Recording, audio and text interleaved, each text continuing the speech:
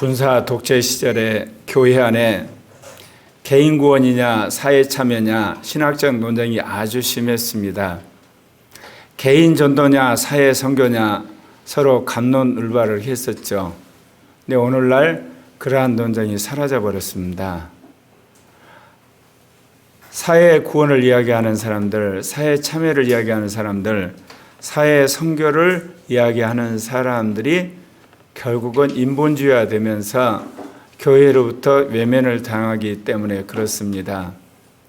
노동자 인권을 이야기하고 농민 인권, 빈민 인권, 장애자 인권을 이야기하던 사람들이 급기야 동성애자 인권을 이야기하고 이제 그러게 되면서 도덕적으로 신학적으로 교회로부터 외면당하기 시작하면서 이제 사회 참여나 사회 구원 또는 사회 선교란 말이 쑥 들어가 버리게 되었습니다. 그러면서 이제 우리가 다시금 성경을 보게 되죠.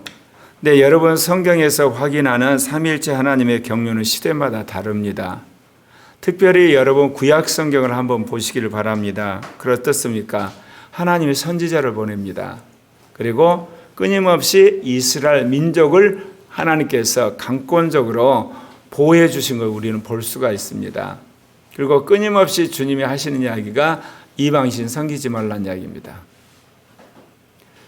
물론 거기에서 주님께서 앞으로 메시아를 보낼 거라는 이야기도 하고 또한 그 메시아가 와서 이스라엘을 회복할 거라는 이야기도 하시죠. 그런데 이제 여러분 복음서에 와서 예수 시대에 오게 되면 여러분 내용이 확 바뀝니다. 예수님이 오셔가지고 말과 행실을 통해서 하나님이 누구신가를 보여주시죠. 그리고 마귀를 쫓아내는 것을 우리는 보게 됩니다. 그런데 예수님이 행하시는 모든 구원은 개인 구원입니다. 그 어떤 예수님이 사회 참여라든지 또는 우리가 흔히들 말하는 어떤 국가를 비판하는 그래서 우리가 흔히들 말하는 반정부 투쟁 이야기를 우리는 복음서에 볼 수가 없어요. 나중에 예수님이 십자가에 못 박혀 죽으시고 부활했다고 복음서는 쓰고 있죠. 그리고 나서 여러분 이제 서신서를 오게 되면 어떻습니까? 사도들이 열심히 복음을 전합니다. 그래서 그 믿는 사람들이 모여서 이제는 교회를 이루게 되죠. 그리고 그 교회를 통해서 이제 사단과의 영적 전쟁으로 수많은 악한 세력들을 굴복시키고 그를 통해서 이제 기독교 문화를 이제 창조해내는 그런 이야기를 합니다. 그러고 나서 주님이 오실 것이고 주님이 오셔서 이제 그리스도의 왕국을 세울 거다 그렇게 이야기를 해요. 제가 오늘 이렇듯 구약 성경과 복음서 서신서를 비교한 이유는 뭐냐?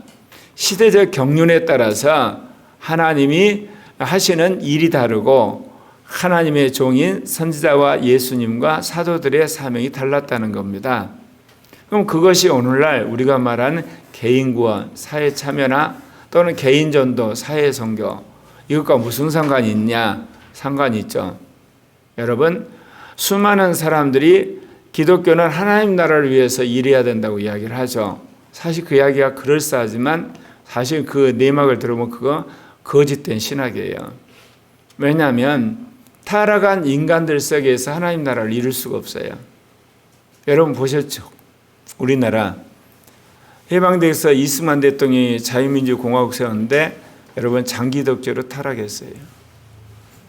군부가 사르바를 했지만 결국은 유신 독재로 망했고 여러분 민주화 세력들 요즘 보면서 뭐를 보세요?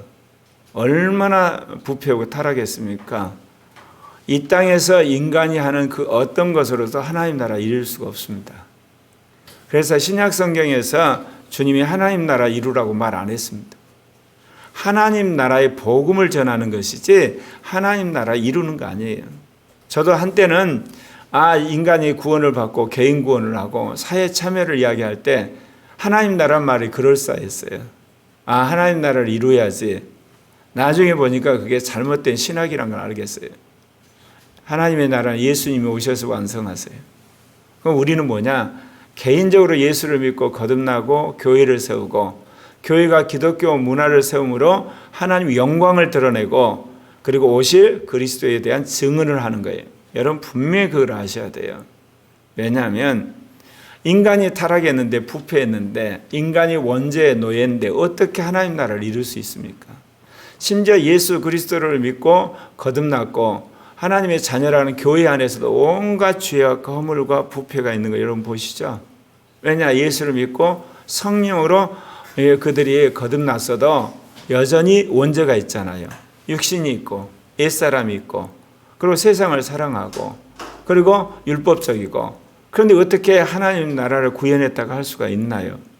그런 의미에서 지난 세월을 돌아보고 세계 교회사를 돌아보면서 한동안 교회가 이 사회 참여란 말을 한마디로 확대시켜서 하나님 나라 건설이라고 하는 잘못된 신학으로 갔었구나.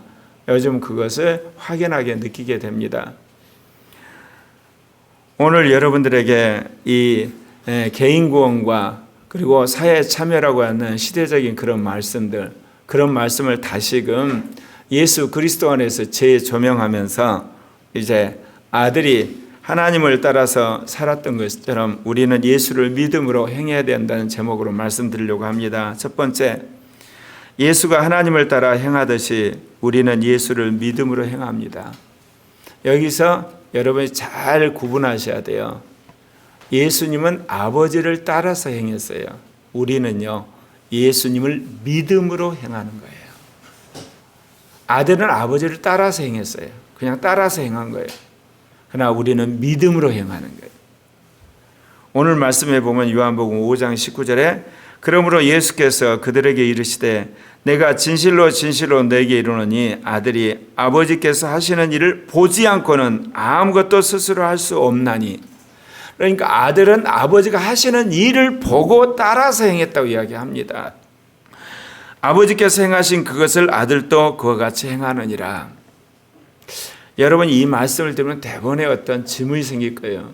아버지와 아들과 성령은 한 하나님이라고 그랬는데, 본질이 똑같다고 그랬는데 아들은 아버지가 행하는 것을 보고 행한다고 그런다. 그러면 아버지가 먼저 행하고 아들은 그거를 보고 행하고, 그러면 아버지와 아들 사이에 무슨 차별이 있는 거 아니냐? 여러분 그렇게 생각한 것이 당연해요. 그러면 왜 그럴까요? 표준 세번역에서 보면 빌립보서 2장 6절과 7절에 이런 말씀이 있습니다. 그는 하나님의 모습을 지니셨으나 하나님과 동등함을 당연하게 생각하지 않으시고 오히려 자기를 비워서 종의 모습을 취하시고 사람같이 되셨습니다. 아들이 아버지 품에 계셨어요. 하늘 보좌에 앉아 계셨거든요. 그런데 수없이 이스라엘 백성들에게 하나님 말씀을 전했지만 이스라엘 백성이 선지자의 말을 듣지 않잖아요. 결국은 그들이 죄를 졌기 때문에 북이스라엘 왕국은 아수르의, 남유다 왕국은 바벨론을 망해버리고 그들이 돌아와서 다시 나라를 세우지 못하고 그냥 모여서 종교 공동체로 있는 상황에서 예수님이 오셨죠. 그러니까 보좌에 계신 그리스도가 이제는 완전한 인간의 모습으로 마리아의 태에 들어와가지고 인간으로 오셨어요. 그때 하나님으로부터 영광을 버리고 내려오신 거예요. 그러니까 아버지와 아들과 성령이 한 하나님이신데 아들이 하나님으로부터 영광을 버리고 하나님의 영광을 버리고 인간으로 이 땅에 오신 거예요. 그렇기 때문에 아버지가 행하신 것을 보고 그때부터 이 땅에 오신 아들은 그대로 따라서 순종을 하셨던 거예요. 그래서 여러분 예수님이 밤이 맞도록 기도했다고 그랬죠. 인간으로 오신 그분은 기도함으로 말미암아 아버지의 뜻을 헤아려서 실천을 하셨던 거예요. 여러분 그거를 분명히 하셔야 돼요. 하나님 보좌에 계신 아들은 아버지와 교통하고 성령 안에서 하나이셨지만 그 모든 하나님으로서 그의 영광을 버리고 오셨기 때문에 한 인간으로서 그는 성령 안에서 늘 아버지의 뜻을 그가 구했고 아버지가 행하시는 것을 보고 행했다 그 이야기입니다. 그래서 요한복음 14장 10절에도 이렇게 이야기합니다. 같이 읽을까요? 시작. 내가 아버지 안에 거하고 아버지는 내 안에 계신 것을 내가 믿지 아니하느냐. 내가 너에게 이르는 말은 스스로 하는 것이 아니라 아버지께서 내 안에 계셔서 그의 일을 하시는 것이다. 사실 여기에 하나 우리의 서술하지 않았지만 성령이에요. 아버지가 보낸 성령 안에 아들이 있었고 아들 안에 계신 성령으로 그 안에 아버지가 와 계시는 거예요. 그래서 이 아들은 성령 안에서 아버지와 교통하는 가운데 공생애를 사셨던 겁니다. 그래서 오늘 그 이야기 하는 겁니다. 내가 이렇게 말하는 것도 이 아버지가 내 안에 계셔서 나에게 말씀을 주시기 때문에 내가 여러분에게 이야기하는 거다. 그렇게 이야기하시는 겁니다. 그래서 아버지와 아들 사이에는 성령이 교통하게끔 역사를 하셨던 거예요. 그래서 여러분이 마태복음 보면 그 마리아가 예수를 잉태할 때 뭐로 잉태했다고 나옵니까? 성령으로 잉태한 거예요. 그러니까 아버지가 성령 안에서 이 땅에 아들을 보낸 거예요. 그러니까 아들은 인간으로서 성령 안에서 아버지와 교통을 하신 거예요. 그런 말씀으로 이해를 해야지 아버지와 아들과 성령의 관계가 명확하게 여러분 설정이 되면서 이 모든 것이 설명이 되는 겁니다. 그러니까 이 아들은 인간으로서 성령 안에서 아버지의 뜻을 항상 받아서 그리고 아버지로부터 능력을 받아서 사역을 하신 완벽한 인간이셨다는 거죠. 그렇기 때문에 예수님이 이제 아버지의 행하신 걸 보고 일하셨는데 지금 이 문제가 되는 이 사건이 무엇과 관계 있냐? 예수님이 안식일에 여러분 38년 된 안진뱅이를 치유한 사건 때문에 이 유대인들도 비난을 받은 겁니다. 왜냐하면 유대교에서는 안식일에 밥을 해 먹으면 안 되고 일을 하면 안 되고 치료 행위를 하면 안 돼요. 그저 흔히들 말하면 회당에서 예배드리고 안식을 해야 되는데 예수님이 베데스다 목가에 있는 38년 된 안진뱅이를 치유를 해버린 거예요.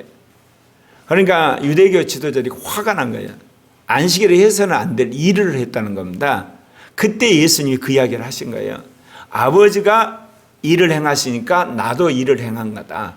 그러니까 아버지가 이 안식일에 아픈 사람들 그 다음에 치유받을 사람들을 고치듯이 나도 이제 아버지가 행한 것처럼 나도 치유한다. 그렇게 이야기를 했다. 그 이야기입니다. 예. 그래서 오늘 여기 보게 되면 무슨 이야기를 하냐?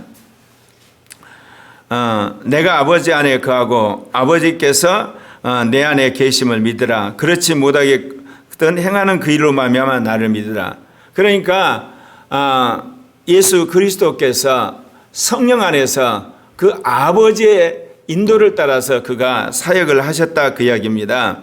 그렇기 때문에 나를 믿으라. 정 못 믿겠으면 내가 행하는 일을 보고 믿으라. 그렇게 이야기를 하셨습니다.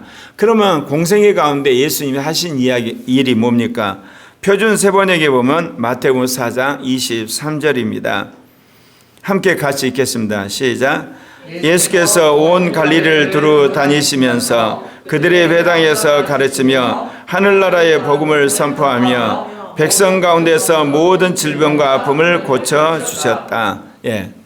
아버지 행하신 걸 보고 아들이 이 땅에서 행하신 일, 그것은 다름 아니라 여기 나온 것처럼 곧 회당에서 가르치고 하늘나라 복음을 전하고 한마디로 질병과 아픔을 고쳐주셨어요. 그런데 오늘 요한복음 5장 20절에는 또 이런 말씀이 있습니다. 같이 읽겠습니다. 아버지께서 아들을 사랑하사 자기가 행하시는 것을 다 아들에게 보이시고 또 그보다 더 큰 일을 보이사 너희로 놀랍게 여기게 하시리라. 예. 아버지께서 아들을 사랑하셔서 자기 행하는 것을 다 아들에게 보여주셨어요.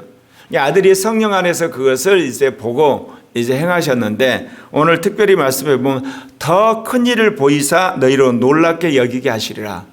그러면 예수님이 하신 그 더 크고 놀라운 일은 도대체 뭘까요, 여러분? 여러분이 복음서를 보면 여러분이 그것을 알게 되실 거예요. 마태복음 12장 39절 40절에 예수님이 그렇게 이야기를 합니다. 악하고 음란한 세대에게 내가 표적을 구하나 요나의 표적밖에는 내가 그들에게 보여줄 것이 없다. 예수님이 오셔가지고 안진뱅이를 일으키고 그리고 죽은 자도 살리고 귀신을 쫓아내고 그 다음 오병이의 기적도 행하고 온갖 기적을 행해도 유대인들이 믿지를 않아요. 저거는 귀신의 왕 바알세불을 힘입어서 저렇게 기적을 행하는 가짜 기적이다. 그러면서 예수님을 잡아 죽이려고 그래요. 그때 예수님이 마지막 그래요. 내가 요나의 표적 외에는 이들에게 이제 보여줄 표적이 없다. 여러분, 요나의 표적이 뭘까요? 요나의 표적은 일찍이 요나라는 선지자가 불순종했다가 다시스로 가는 배를 타고 와서 가다가 풍랑이 일을 때 결국은 그 선원들이 요나를 바다에 던졌을 때 물고기 뱃속에 들어가서 3일 반 동안 낮밤을 그가 지내다가 마지막 토해낸 사건을 이야기해요. 결국은 예수님이 사흘 동안 무덤에 있다가 다시 부활한 사건, 이것이 더 큰 일이에요. 인류 역사에서 최고의 기적은 뭐냐? 병 낫는 거, 또는 귀신 쫓는 거, 그 다음에 죽은 사람이 살아나는 거, 그거 아니에요. 예수님이 십자가에서 못 박혀 죽었는데 사흘 만에 새로운 몸을 입고 부활하신 사건, 이것은 인류 역사에 전무후무한 사건이에요. 더 큰 일이에요. 죽은 자가 살아난 거예요. 그것도 신령한 몸으로 영원히 병들지 않고 쇠하지 않고 고통받지 않는 영생의 몸을 가지고 부활한 사건, 그거를 지금 예수님이 여기서 예고한 겁니다. 더 큰 일을 너희들에게 보여주리라. 그렇게 될 때 너희가 놀라게 될 것이다. 그렇게 말씀하셨던 거예요. 이것을 로마서 6장 9절에서 이렇게 이야기합니다. 함께 같이 읽겠습니다. 시작.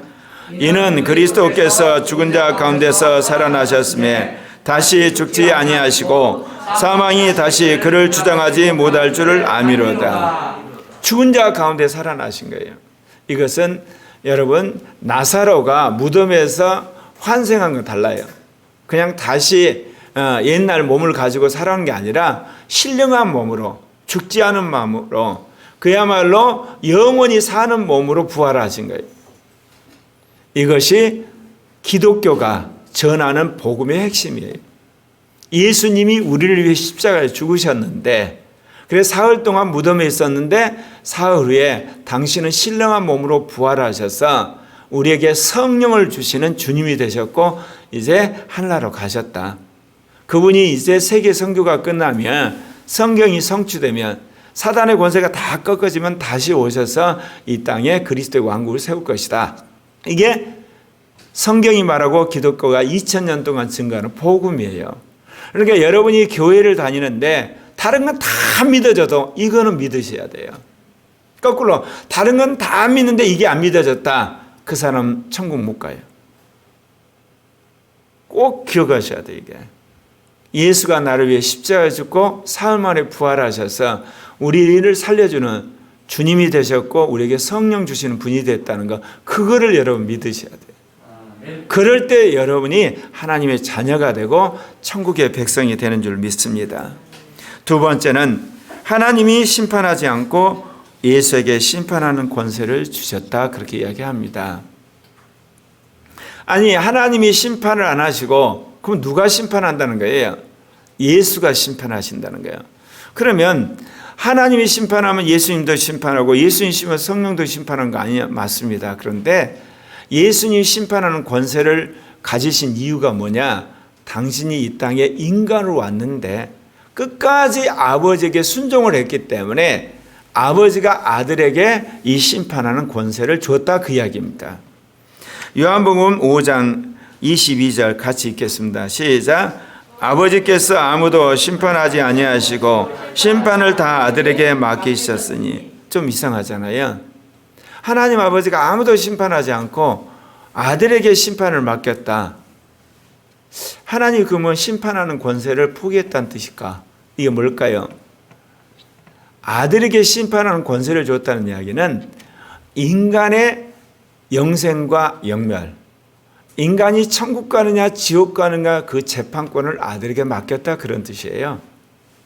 그러니까 지구상에 태어난 인간들은 에덴 동산부터 시작해서 마지막 천년왕국까지 이 땅에 태어난 모든 인간은 그리스도가 영생과 영멸을 판단하세요. 너는 천국 가 너는 지옥 가, 그 재판을 그리스도가 하세요. 하나님이 하시지 않으세요. 이거를 꼭 아셔야 돼요. 왜냐? 그리스도가 우리의 구주인과 동시에 우리의 심판주세요. 예, 여러분, 그런 의미에서 예수 그리스도는 한편에서는 구주마, 또 한편에서는 심판자라는 겁니다.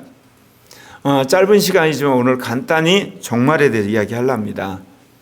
재림하신 주님이 이제 이 종말에 오셔서 행하신 일이 세 가지가 있어요. 첫 번째는 살아있는 사람을 심판합니다. 두 번째는 죽은 사람들을 다 끄집어내서 심판합니다. 마지막은 이 지구에 천년왕국을 세우십니다. 그것을 디모데후서 4장 1절에서 이야기했어요. 함께 같이 읽을까요? 시작. 하나님 앞과 살아있는 자와 죽은 자를 심판하실 그리스도 예수 앞에서 그가 나타나실 것과 그의 날을 두고 엄히 명하노니. 여러분, 여러분이 옛사람이 벗어지고 육신이 십자가에 못 박히고 그리고 여러분 세상에 대한 미련이 없이 이제는 여러분이 정말 영을 따라 살고 그리고 또한 여러분이 새로운 피조물이 되고 또한 여러분이 정말 이제는 새 사람으로 바뀌어지게 되면 성경 말씀이 제대로 이해가 되게 돼 있어요. 성경이 어려운 것 같지만요, 여러분이 변하면 아주 쉬워져요. 오늘 여기 뭐라고 그래? 하나님 앞과 그 다음 수식어가 뭐예요? 살아있는 자와 죽은 자를 심판하실 그리스도 예수. 그러니까 그리스도 예수가 누구를 심판하느냐? 살아있는 자를 먼저 심판해요. 그러고 나서 죽은 자를 심판한다는 겁니다. 그리고 그러기 위해서 당신이 이 땅에 오신다는 거예요. 나타나실 것과 그리고 그가 세울 그의 나라, 이게 천년왕국이에요. 그리스도의 왕국이에요. 지구가 천년왕국 바뀌는 거. 그를 두고 내가 엄히 명한다고 사도 바울이 말하고 있습니다. 그러면 여기 보게 되면요, 첫 번째 주님이 재림하셔 산자를 심판하세요. 이제 하늘 보좌 우편에 계신 그리스도께서 첫째 부활한 사람을 데리고 그리고 천사들과 함께 지상을 재림하세요. 지상에 재림할 때 지구에는 누가 이제 한마디로 대통령 노릇을 한다면 적그리스도, 그리고 거짓 선자가 이제 한마디로 종교 지도자로서 전 세계 사람들을 완전히 통치하고 있어요. 200개 국가도 다 이제는 다 와해돼 가지고 이제 지구가 하나의 국가를 이루고 그다음 모든 경제 시스템도 자본주의로 통치돼서 하나의 화폐를 쓰고 그리고 이제 디지털 문명에 의해서 모든 것들이 이제 통번역이 되면서 사람들이 이제 소통하게 되는 그야말로 적그리스도 왕국의 주님이 오셔가지고 이제 심판을 하는데 온 영과 혼과 몸이 깨끗하게 보존된 거룩한 성도들을 하나님께서 하늘로 휴거를 시키세요. 그리고 나머지 지상에 있는 적그리스도 거짓 선자에게 절하고 육육 입맞은 사람을 다 진멸해요. 그래서 지구에 그들의 죽음으로 말미암아 그 피가 강을 이룰 정도로 엄청나게 주님이 지상 재림하셔서 숙청을 하세요. 이게 첫 번째 심판입니다. 그래서 주님이 지상 재림할 때 살아있는 자를 심판하기 때문에 이 지상에 먼저 휴거할 사람들을 고르는데 그들은 영과 혼과 몸이 깨끗해져야 돼요. 그런 사람만 휴거를 해요. 그래서 제가 그 이야기하죠. 갈수록 한편에서는 굉장히 병이 많아져요. 질병이. 그리고 오염된 걸 먹기 때문에 우리 장애가 많이 나타나지만 거꾸로 예수를 믿는 그리스도인은 하나님께서 삼위적 치를 통해서 몸도 깨끗하게 하시고 혼도 깨끗해지고 영도 맑아진 걸 믿으십니까? 그래서 성경에서 그렇게 이야기한다는 거예요. 제가 그렇게 말씀을 선포해가지고 이번에 박미자 간사 어지럼증, 김아리 간사 무록 치유가 됐는데 치유된지도 모르게 그냥 치유됐어요. 여러분 이걸 믿으시기를 바랍니다. 앞으로 하나님의 영의 역사가 더 강해져요. 누구에게요? 정말 주의 말씀을 믿는 사람에게는. 그렇지 않는 사람은요, 주님을 거역하는 사람들은 아주 악해져 가요. 교활해져요. 여러분, 제가 짧지 않는 인생을 봤지만 문재인 정권처럼 이런 교활하고 거짓말하고 강팍하고 부패한 정권을 본 적이 없어요. 전두환 때도 이렇게 안 했어요. 노태우 때도. 야당이 떠들고 국민이 떠들면요, 사퇴를 했어요. 이렇게 궤변을 누르면서 교활한 적은 한 적이 없거든요. 그럼 왜 그럴까요? 점점 이 하늘에 있는 사단과 악한 영이 지구로 내몰려요. 예. 그렇기 때문에 사람들이 뻔뻔해지고 교활해지고 부패해져요. 한마디로 양심이 화인 맞기 때문에 사과를 안 해요. 정치인들도. 기업인들도 그래요. 예. 목회자도 그래가요. 타락가요. 과학자들도 점점 그래져 가요. 근데 한쪽에서는 점점 양심적이고 더 거룩이고 진실한 그리스도인이 출현하는 거예요. 그래서 한쪽은 정말 시커매지고 한쪽은 하얘지고 한쪽은 어두워지고 하나는 빛이 되고 한쪽은 가라지가 되고 하나님이 알곡이 되는 세상이 된다 그 이야기입니다. 일반적으로 좋은 세상 오지 않아요. 예. 여러분은 어떨지 모르지만 미국도 완전히 썩었어요. 예. 미국도 얼마나 뻔뻔한지 모르죠. 내가 늘 이야기하죠. 왜 내가 이야기를 하느냐. 이 땅에 있는 지식인들이 한마디로 언론에 속아서 미국의 부정선거로 바이든이 됐다는 사실을 인정 안 하려고 그래요. 월가에 있는 자본가들, 그리고 구글 같은 그런 빅테크들, 그 다음에 CNN 같은 그런 빅미디어들, 그 다음에 CIA, FBI, 국토안전부, 그 다음에 민주당 국회의원들, 그 다음에 공화당 국회의원들까지도 완전히 한 통성이 돼서 트럼프 공화당을 완전히 진멸한 거예요. 이제 슬슬 그 이야기 나와요. 펜스가 이야기했어요. 선거에 부정이 있었다. 그리고 거기에 대한 것을 제대로 관료들이 선거 관리 안 했다고. 며칠 전에 그 이야기 이제 와서 슬그머니 하는 거예요. 전 세계가 지금 사람들이 양심이 마비돼 가요. 교활해져 가고 뻔뻔해져 가고. 중국 공산당 보세요. 위구르에 있는 수많은 여성들의 흔히들 말하는 성기 불임 수술을 해버리고 그리고 어마어마한 사람들을 교도소 같은 데 가둬놓고 사상교육시키고 중국이 홍콩을 자기 한마디로 성처럼 만들어서 선거제도 이제 없애버릴 테고 예전에는 그러지 않았거든요. 예. 그걸 숨길 뿐만 아니라 드러나게 되면 시인을 했어요. 지금은 시인 안 해요. 사과 안 해요. 잘못도 안 해요. 왜? 점점 사회가 그렇게 악해져 가는 거예요. 그런데 그리스도인 그걸 따라가면 안 돼요. 그리스도인 티끌 같은 죄라도 회개하고 조그만 거라도 회개해서 하나님 보시기에 영광과 몸이 깨끗한 자가 되셔야 돼요. 그런 사람이 주님 재림할 때 여러분 휴거합니다. 두 번째는 주님이 오셔서 그리스도 심판 때 죽은 자들을 심판하세요. 같이 읽을까요? 같이 읽겠습니다. 고린도후서 5장 10절 시작. 이는 우리가 다 반드시 그리스도 심판 때 앞에 나타나게 되어 각각 선악간에 그 몸으로 행한 것을 따라 받으려 함이라. 예수를 믿는 그리스도인도 육신적으로 산 사람은 그때 거기서 징계를 받아요. 물론 복음을 듣지 않는 모든 사람도 그때 재판을 받죠. 영생으로 갈 자, 영멸로 갈 재판을 받아요. 죽은 자들이 그때 다 재판을 받는 거예요. 세 번째는 이제 주님이 지상으로 내려오세요. 내려오셔서 첫째 부활한 사람과 더불어 이 지구를 정말 새롭게 변화시켜서 1000년 동안 낙원을 만드세요. 그야말로 인간이 살기 좋은 천년왕국으로. 계시록 20장 6절에 나옵니다. 같이 읽겠습니다. 이 첫째 부활에 참여한 자들은 복이 있고 거룩하도다. 둘째 사망이 그들을 다스리는 권세가 없고 도리어 그들이 하나님과 그리스도의 제사장이 되어 1000년 동안 그리스도와 더불어 왕노하리라.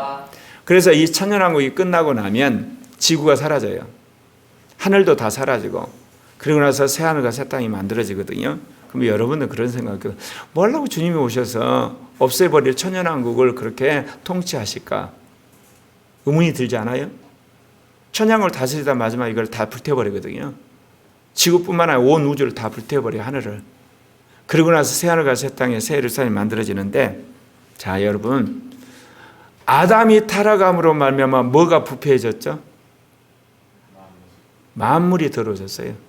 그러면 이제 예수 그리스도의 복음을 통해서 교회 시대에 인류의 구속은 끝났어요. 그래서 인간은 다 구원받았고 거부한 사람들은 주님이 지상재림을 다 죽였어요. 그럼 뭐가 구속을 받아야 됩니까? 만물이. 그래서 천년왕국은 어느 때냐면요. 해와 달과 별과 식물과 동물이 예수 그리스도의 복음을 들음으로 한마디로 그들이 깨끗해지는 구속을 받는 기간이에요. 그러니까 1000년 동안 먼저 부활한 사람들이 와가지고 이 만물을 구속하는 거예요. 그런 의미에서 만물의 구속의 기간이 천년왕국이에요. 다른 게 아니에요. 인류의 구속은 교회 시대고요. 초림에서 재림까지는 인간이 구원받는 기간이에요. 주님이 재림해서 천년왕국 동안은 만물이 구속받는 기간이에요. 그러니까 먼저 부활한 사람들이 와서 제사장으로서 그 만물에게 그거를 전하는 거예요. 여러분, 북한하고 남한하고 1940년 해방됐을 때 똑같은 나라인데 이렇게 왜 차이가 있죠? 북한은 공산주의, 남한은 자본주의. 그렇게 흔히들 사람들이 그렇게 이야기를 하죠. 현상적으로 맞아요.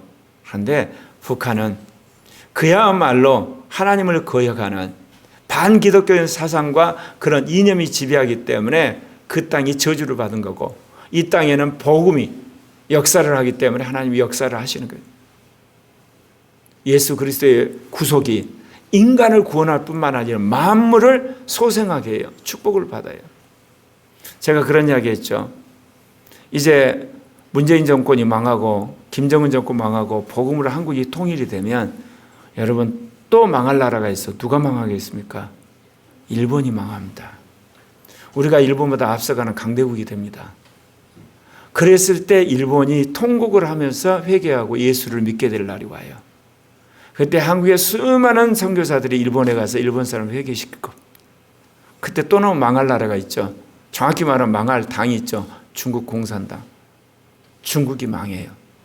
그때 다시금 한국 선교사들이 중국에 가서 복음을 전하게 될 겁니다. 이게 이 한반도를 향한 하나님의 뜻이에요. 네. 그래서 하나님께서 이 땅에 인간뿐만 아니라 만물을 구속하는 게 그게 천년왕국이다, 그 이야기입니다. 요한복음 5장 23절, 이는 모든 사람으로 아버지를 공경하는 것 같이 아들을 공경하게 하려 하심이라. 아들을 공경하지 아니한 자는 그를 보내신 아버지도 공경하지 아니하니라. 예수님이 이 땅에 오셨었대요. 사람의 모양으로 오셨어요. 그래서 자기를 낮추고 죽기까지 순종을 하셨어요. 그래서 십자가에 죽기까지 그분이 순종하심으로 우리 인간뿐만 아니라 만물을 구속하는 피를 흘리신 거예요. 제물이 되신 거예요. 그래서 우리 죄가 사함받은 거예요, 여러분. 여러분이 선을 행해서 깨끗해지는 거 아니에요, 여러분. 잘 하셔야 돼요. 여러분이 목욕을 많이 해서 깨끗해지는 게 아니에요. 여러분 좋은 옷을 입은다고 깨끗해지는 게 아니고 예수님의 피를 믿음으로 여러분의 죄가 깨끗해지는 거예요. 그리고 거기에 성령이 오셔서 이제는 여러분이 죄를 짓지 못하도록 그리스도의 십자가의 그 진리가 심겨지게 하는 거예요. 그래서 성령 안에서 나는 율법에 대해 죽어버리고 원죄 죽어지고 육신이 죽어지고 옛사람이 죽어지고 그리고 세상에 죽어지게 될 때 여러분은 이제 어떻게 했어요? 선만 행하는 사람이요, 의만 행하고 진실만을 새가는 사람으로 바뀌어져 가요. 놀라운 일들이 벌어지는 거예요. 네. 지난 40여 년 동안 제가 직접 그거를 경험해 와요. 성경 말씀이 진리라는 거. 근데 이런 이야기를 하면 여러분 잘 안 믿어지죠. 안 믿어진 사람은 그렇게 못 살아요. 먼저는 믿어지셔야 돼요. 근데 안 믿어지죠? 그러면 여러분 안 믿어진 것부터 회개하셔야 돼요. 여러분 안에 불신앙의 지식이 있어요. 불신앙의 사상과 이념이 있어요. 그게 못 믿어지게 하는 거야. 막아요. 그러면 이것부터 회개를 하고 이게 거덜나고 그 다음에 말씀이 들어가요. 그 다음에 그게 믿어져요. 그러면 여러분 안에 고백이 돼요. 그러면서 여러분이 이제 순종을 해요. 실천을 해요. 그러면 사람이 그렇게 표현해버리는 거예요.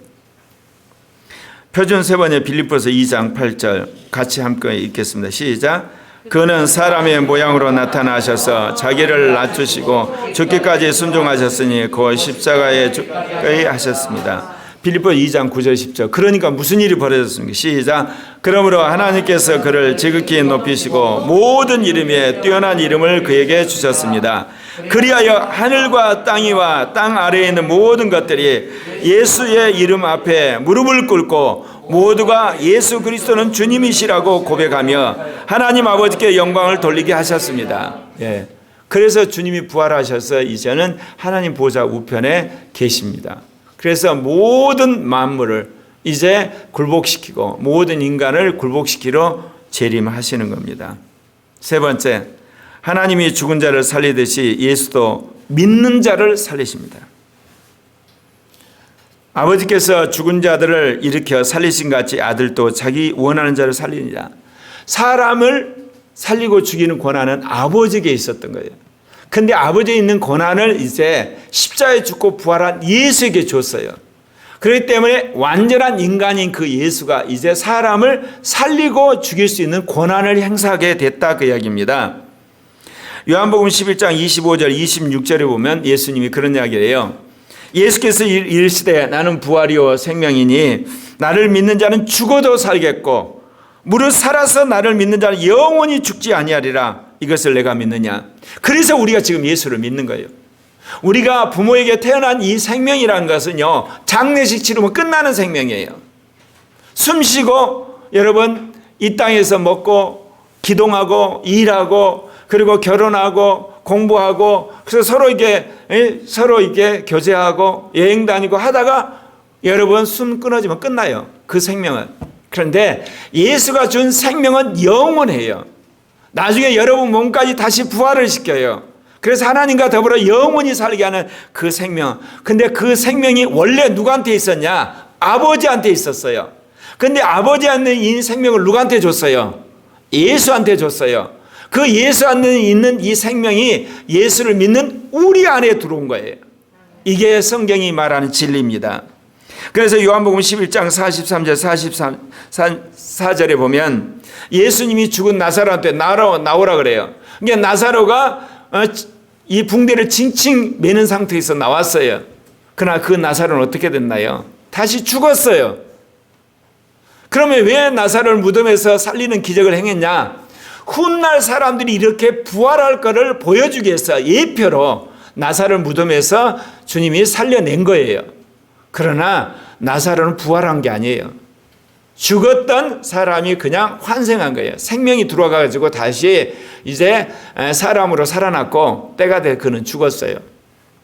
그러나 예수님은 무덤에서 그냥 살아난 게 아니라 신령한 몸, 병들지 않는 몸, 죽지 않는 몸, 고통당하지 않는 몸, 그야말로 쇠하지 않는 몸으로 부활을 했어요. 마지막 때 우리도 그렇게 될 걸 믿으시기를 바랍니다. 그래서 수많은 사람들이 핍박을 당할 때 순교를 하는 거예요. 이 땅에서 붙어있는 이 생명이 다하더라도 나에게는 영원한 생명, 영원한 부활이 있다고 믿기 때문에 그렇습니다. 요한복음 5장 24절 같이 읽겠습니다. 시작. 내가 진실로 진실로 너에게 이르노니 내 말을 듣고 또 나 보내신 이를 믿는 자는 영생을 얻었고 심판에 이르지 아니하느니 사망에서 생명으로 옮겼느니라. 이 땅에 태어난 모든 인간은 다 죽었어요. 태어났는데 죽었다. 영이 죽었다 이거예요. 생명이 들어와 있지를 않아요. 혼의 생명으로 사는 거예요. 혼으로. 혼의 생명. 그런데 예수를 믿으면 거기에 영의 생명이 들어와요. 그 영의 생명이 들어왔기 때문에 그 증거로 방언을 하게 되고 그 영의 생명 때문에 영의 음성을 듣게 되고 영의 법이 새겨지게 되고 그 영이 주는 생수로 우리가 살게 되면서 사람이 안에서도 헷가닥 바뀌게 되는 거예요. 근데 다 바뀌는 거 아니에요. 그거를 사모하고 그를 순종하는 사람만 바뀌어요. 그래 않고 여전히 자기 욕망대로 살고 자기 고집대로 살고 자기 사상대로 살고 자기 야망대로 사는 사람은 나중에 그 생명이 어때요? 결국 죽어요. 소멸돼요. 그런 사람을 더러운 자라 그래요. 그런 사람은 멸망으로 가는 거예요. 그러니까 예수를 믿고 거듭났을지라도 그래서 안에 예수의 생명이 들어왔을지라도 그 생명이 충만해져야 되고 그 생명에 순종을 하셔야 돼요. 그래서 여러분 속 사람이 바뀌셔야 돼요. 마음이 바뀌고 양심이 바뀌고 이성이 바뀌고 여러분의 몸의 행실이 바뀌고 말이 바뀌어서 여러분이 바뀌게 될 때 여러분은 나중에 결국은 부활의 하나님의 자녀로 들어갈 줄 믿습니다. 그렇기 때문에 우리가 교회 와서 말씀을 듣는 거예요. 내 안에 있는 영이 충만해지고 내 믿음이 더 충만해지고 양심이 바뀌고 선한 이성으로 바뀌고 그렇게 하려고 우리가 그런 거 아니겠습니까? 그렇기 때문에 무엇보다 사도들은 물론이고 오늘날 우리가 세상 사람들 향해서 열심히 복음 전하는 거 아니겠습니까? 왜? 지금 이름 석자 가지고 새끼밥 먹고 살고 있지만 영이 죽어 있거든요. 죽은 자예요. 그 사람을 살리려면 복음을 전해야 되거든요. 복음을 믿어야만 그 영이 살아나고 영생을 가지기 때문에 그런 거 아니겠습니까? 예. 그래서 사도 바울이 이 복음을 전하는데 목숨을 걸고 전했던 거예요. 여러분 사도행전 13장 47절 48절에 보면 사도 바울이 이방인들에게 복음을 전하러 이제 가기 전에 유대인에게 먼저 전했어요. 근데 유대인이 그걸 거부해요. 그때 사도 바울이 이제 너희들이 거부하니까 나는 이방인에게 간다 그런 말을 합니다. 같이 읽어볼까요? 좀 긴데 주께서 이같이 우리에게 명하시되 내가 너를 이방의 빛으로 삼아 너로 땅끝까지 구원하게 하리라 하셨느니라 하니 이방인들이 듣고 기뻐하여 하나님의 말씀을 찬송하여 영생을 주시기로 작정된 자는 다 믿더라. 아멘. 제가 그런 이야기 했죠. 한국 교회를 핍박한 문재인 정권 팍상망할 거라고. LH가 그렇게 한마디로 말해서 직원들이 투기한 거를 사실 1년만 지나면 돼요. 대통령 선거 끝나면. 근데 왜 이때쯤에 이게 딱 드러나나요? 하나님이 때가 되면 당신의 때에 이게 드러나게 해요. 그들이 투기를 한 게 언제 했겠어요? 일찍이 했죠. 근데 잠잠히 있다 왜 터져요? 지금쯤에. 하나님이 때가 되면 이렇게 사람들 죄악을 드러내버리는 거예요. 그리고 윤석열이가 왜 이때쯤에 이렇게 사표를 써? 진직 쓰든지 아니면 더 이렇게 개기든지 하나님의 때에 하나님의 역사를 하시는 거예요. 아마 조금 있으면 미국 쪽에서 무슨 일이 벌어지겠죠? 남북회담 때 무슨 비밀을 줬다든지 그게 쭉 터지게 가지고 어때요? 완전히 코너로 몰게 하겠죠. 하나님이 죄악을 드러내는 거예요. 심판하는 거예요. 그럼 뭐 하는 거냐? 결국은 하나님 살아계심을 보여주는 거예요. 그러면 이제 교회가 뭐를 해야 되겠어요? 그런 죄책감을 느낀 수많은 사람들에게 예수 믿고 구원받는 복음을 전해야 되지 않겠습니까? 그래서 교회가 이제 복음을 전할 준비를 정말 해야 됩니다. 그래서 그런 사람도 불쌍한 사람도 구원받게. 뉴스 하나 떴죠. 전두환이 아들이 나이 먹어가지고 목사가 됐다. 하나님 역사는 그런 거예요. 내가 전두환이를 역사적으로는 용서는 않지만 지금이라도 전두환이가 예수를 믿으면 용서를 하는데 신문에 나기는 아들이 목회하면 거기 교회에 나가기로 했대. 전두환이가. 그럼 전두환이 여러분 구원 받아요. 진실로 회개하고 믿으면. 하나님 그러신 분이에요. 그러면 여러분들 그럴 거예요. 아니 전두환이 같은 놈이 천국에 가냐. 여러분 모든 인간은 다 죄인이에요. 여러분. 전두환이 비난한 인간은 자기는 의인이요 착각한데 자기도 죄인이야. 전두환이도 죄인이고 하나님 보시기에는. 회개하는 죄인만 천국 가는 거예요. 여러분. 회개하지 않는 죄인은 멸망을 당하는 거예요. 요한복음 3장 16절에 하나님이 세상을 이처럼 사랑하사 독생자를 주셨으니 이는 그를 믿는 자마다 멸망하지 않고 영생을 얻게 하려 하심이라. 그렇습니다. 예수를 믿으면 모두가 영생을 얻는 걸 믿으십니까? 요한복음 5장 25절 26절 같이 읽겠습니다. 시작. 진실로 진실로 너에게 이르노니 죽은 자들이 하나님의 아들의 음성을 들을 때가 오나니 곧 이때라. 듣는 자는 살아나리라. 아버지께서 자기 속에 생명이 있음 같이 아들에게도 생명을 주어 그 속에 있게 하셨다. 예, 그렇습니다. 예수 그리스도 안에 있는 생명이 어떻게 들어오냐? 예수를 믿을 때 우리 안에 들어와요. 신비해요. 여러분 안에 생명이 다 들어와 있어요. 그 생명을 꺼치시면 안 돼요. 그 생명이 사그라지면 여러분도 지옥 가는 거예요. 그래서 죄 지면 여러분 회개하셔야 되는 거예요. 죄를 지면 왜 생명이 따라가냐? 여러분 안에 있는 생명이 주님의 영이 회개를 하라고 그래요. 회개하라. 근데 뻑뻑 우기면서 회개를 안 해요. 그러면 주님이 어때요? 여러분 고난을 줘요. 회개시키려고. 그래도 안 해요. 그러면 하나님이 어때요? 여러분 눕혀요. 그래도 안 해요. 그러면 주님이 떠나버려요. 주님이 떠나면 주님의 영이 떠나기 때문에 생명이 떠나버리는 거예요. 여러분.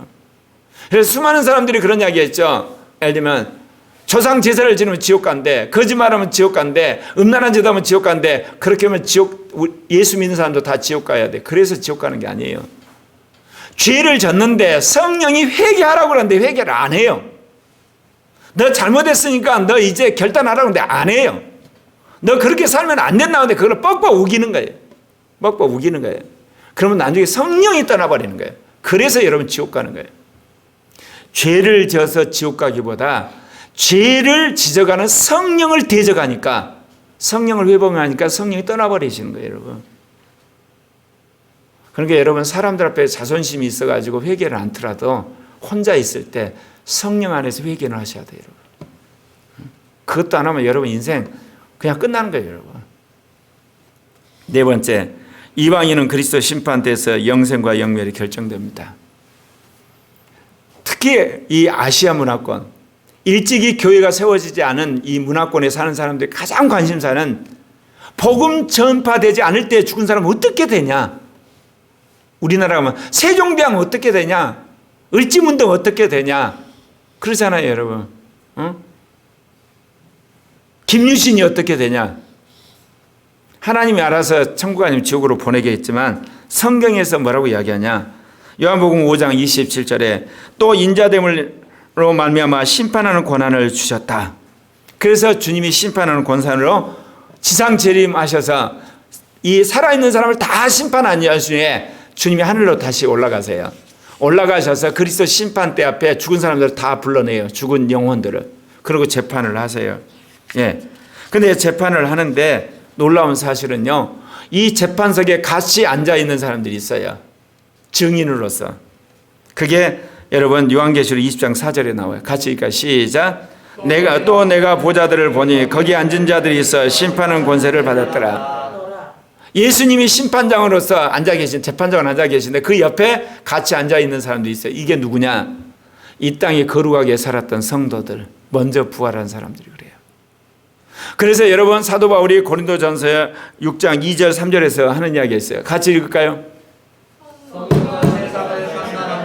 너희가 알지 못하느냐? 세상도 너에게 판단을 받겠거든 지극히 작은 일을 판단하기를 감당하지 못하겠느냐? 우리가 천사를 판단할 것을 너희가 알지 못하느냐? 그러하거든 하물며 세상 일이야. 네. 주님이 그리스도 심판대에서 재판장으로 자정해 계시고 그 옆에 거룩한 성도들이 앉아 있어요. 그럼 왜 앉아 있겠어요? 자, 죄인들이 와서 이제 뭐라고 그러겠어요? 너 그때 왜 나를 부인했냐? 그러면 그 사람이 어떻게 해요? 생각 좀 해보세요. 우리 상사가요, 회사에 안 나오면 자른다던데, 목구멍이 포도청이라 그래서 내가 어쩔 수 없이 나갈 수밖에 없었잖아요. 그러면 이 옆에 있는 사람이 어때요? 이 사람은 잘렸어. 잘렸는데도 불구하고 주일 성수를 했어. 이 사람이 딱 증언을 한 거야. 할 말이 없지. 그래서 증인들이 필요한 거예요. 증인들이. 재판을 하는데, 예를 들면 동성애 인권이라 그래. 그래서 이제 예를 들면 그 교단에서 동성애를 합법화시켰어. 근데 목사야. 도저히 안 되고 교단을 탈퇴를 했어.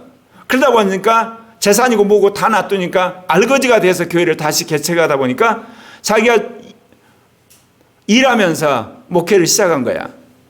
근데 어떤 목사는 뭐냐? 동성애 인권이란 거 그거 받아들이면서 넓은 예배당에서 그냥 호의호시다가 그다음 목회가 죽었어. 주님 앞에 딱 왔을 때 어때요? 주님이 동성애가 인권이라고? 동성애 죄 아니냐? 그래서 하나님께서 심판을 하세요. 그러면 그 친구가 어떻게 했어요? 변명할 거 아니야? 아니 예수님도 오셔서 그때 동성애 합법화된 그 시대에 목회 한번 해보세요. 그럴 때 어때요? 쫓겨나가지고 목회한 사람이 옆에서 앉아있는 거야. 얘는 어떻게 했는데? 그런 거예요, 여러분. 그래서 주님은 그 시대에 증인이 될 거룩한 자들을 주님이 찾으세요. 내가 늘 이야기했죠. 내가 왜 25년 이렇게 목회하는지. 다른 거 없어요. 2021년 한국 교회 가운데 내가 증인이 되고 싶은 거예요. 마지막 심판 때. 수많은 사람들이 동성애 인권에 굴복하고 그리고 코로나 계엄령에 굴복해서 예배 안 드리고 정부가 사회주의로 가는데 아무 소리 않고 있을 때 나는 주의 말씀에 따라서 말씀 전하고 증언했다는 증이 돼서 주님의 심판 때에 주님이 재판장일 때 옆에 앉고 싶어서 내가 이렇게 목회하는 거예요. 여러분 어떻게 사실래요? 하나님 성경 말씀대로 하신다니까. 왜 교회가 가만히 죄진 사람을 그대로 두면 안 되냐? 나중에 교회에 있는 사람들이 사람뿐만 아니라 천사까지 재판한다니까. 그런 사람이 교회에 있어야 되는 거예요. 그래서 교회는 거룩해야 되는 거예요. 여러분, 우리는 그러죠. 다 은혜인데 그래요. 그 사람은 겨우 회개해서 구원받을지 몰라.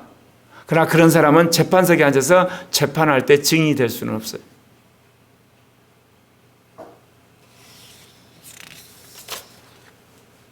요한복음 5장 28절 29절 같이 읽겠습니다. 시작. 이를 놀랍게 여기지 말라. 무덤 속에 있는 자가 다 그의 음성을 들을 때가 오나니 선한 일을 행한 자는 생명의 부활로 악한 일을 행한 자는 심판의 부활로. 이 구절이 해석할 때 아주 난해 구절이야. 여기 있잖아. 선한 일을 행한 사람은 생명의 부활로 악한 일을 행한 사람은 심판의 부활로 나오잖아. 행위 구원 아니야? 여러분 행위 구원 아니에요. 그러면 선한 일을 행한 자가 이거 가짜냐? 그게 아니에요. 여러분 마태복음 25장에 보면요. 예수님이 양과 염소 이야기를 해요. 양한테 너는 오른쪽, 염소한테 너는 왼쪽, 너는 영생의 영벌에. 잘 들으세요. 복음을 듣지 않는 시대에 그리스도가 계시지 않잖아. 교회가 없잖아요. 성경이 없잖아요. 그럼 뭐 갖고 선한 일과 악한 일을 행하느냐? 주님이 분명히 이야기했어요. 의인들에게 말할 때 뭐라고 이야기했냐면 너희가 먹을 것을 나한테 주었고 목마를 때 마시게 했고 나그네 되었을 때 영접하였고 헐벗을 때 옷을 입혔고 병들을 때 돌보았고 옥에 갇혔을 때 와서 보았느니라. 의인들이 뭐라고 그러냐? 아니 우리가 언제 그렇게 했습니까? 그때 예수님이 한 이야기가 있어요. 진실로 진실로 너희에게 이르노니 여기 있는 내 형제 중에 지극히 작은 자 하나에게 나에게 한 거다 그래요. 그럼 지극히 작은 자가 누굴까요? 복음이 전파되지 않는 시대에 그리스도는 누가 그리스도가 되냐? 장애자들이에요. 여기서 장애자는 자기 스스로 벌어먹지 못한 사람, 자기 스스로 새끼밥 챙겨 먹지 못한 사람이 지극히 작은 자예요. 여러분 그렇기 때문에 다른 사람은 작은 자가 아니에요. 자기 스스로 한마디로 밥 벌어먹은 사람, 게을러 터져가지고 자기가 일하지 않는 사람을 말한 게 아니에요. 자기가 남 도움 없이는 도저히 못 사는 사람, 그 사람이 그 시대의 그 문화권의 그리스도라는 거야. 그들에게 한 것이 곧 나에게 한 것이다. 이게 심판의 기준이에요. 여러분 그러죠? 이건희는 참 축복받았다고 생각하죠. 태어날 때 장애자는 저주받았다고 생각하시죠? 아니에요 여러분. 마지막 주님 심판 때 가면 장애자는 축복받고 이건희는 멸망받을 사람이야. 잘 하세요 여러분. 왜? 이 사람은 어때요? 빌어먹을 거 없으니까 남의 도움을 받은 참 구차한 인생이지만 하나님이 지극히 작은 자가 나다. 그 사람이 바로 그 시대 사람들에게 그리스도의 역할을 하시는 거예요. 그 사람을 대하는 걸 보고 주님이 나중에 선한 일이냐 악한 일을 기준을 삼으시는 거예요 여러분. 하나님은 참 불공평한데 공평하세요. 이건이 정말 축복받게 태어났잖아. 태어날 때 장애자들 그야말로 평생 남 수발 들고 돈 받고 했잖아. 저주받은 인생이잖아. 근데 그리스도 심판 때에서는 이 사람은 지극히 작은 내 형제라고 그러세요 주님이. 이 사람은 뭐냐? 너는 나한테 먹을 거 안 주고 나한테 도울 거 안 주고 네 혼자 호의호식했지. 너는 영원한 멸망. 이거 여러분 분명히 마음속에 새기셔야 돼요. 우리도 아직도 그런 생각이 있어요. 찢어지게 가난한 고아로 태어난 사람, 전 저주받은 인생이다. 아니라니까요. 그 사람은 하나님 그 시대에 수많은 사람들을 심판하기 위한 하나의 작은 그리스도예요. 그 사람을 어떻게 대하느냐에 따라서 선한 자, 악한 자가 결판이 나는 거예요, 여러분.